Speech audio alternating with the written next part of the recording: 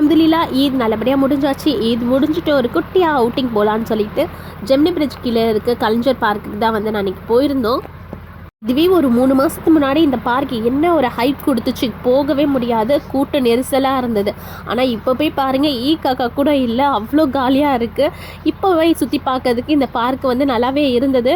ஆனால் வந்து என்ட்ரி வந்து 100 ருபீஸ் கொஞ்சம் ஜாஸ்தி தான். அதுக்கப்புறம் உள்ளேக்கும் வந்து எல்லாத்துக்குமே சார்ஜ் பண்ணுறாங்க.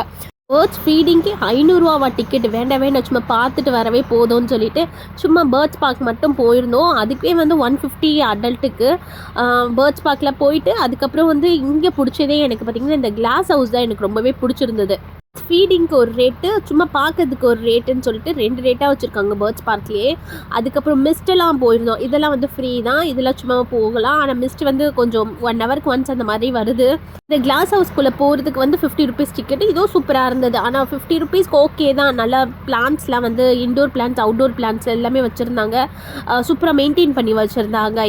ரொம்ப நாளாகவே இருக்கு இல்லையா, ஆனால் மெயின்டெனன்ஸ் சூப்பராக இருந்தது. ரொம்ப அழகாக இருந்தது எல்லா பிளான்ட்ஸ் பார்க்கும்போதும். அந்த இடத்துக்குள்ளே போகும்போது நல்லா இருந்தது. ஒரு ஃபோட்டோ ஷூட்டுக்கெலாம் வந்து இந்த இடம் வந்து சூப்பராக இருக்கும். ஃபவுண்டன் ஷோலாம் இருந்துச்சு, அதுக்கெலாம் நான் போகல. ஏன்னா அதுக்கு 350 என்னமோ சார்ஜஸ் பண்ணியிருந்தாங்க. சரி அதெல்லாம் வேண்டாம் அப்படின்னு சொல்லிட்டு அதோட பார்க்கில் வந்து பசங்களை கொஞ்சம் நேரம் விளையாட வச்சுட்டு அதோட கேன்டீனில் போய் ஜூஸ் குடிச்சிட்டு கிளம்பிட்டோம். இப்படி தான் அந்த டே அன்றைக்கி இருந்தது.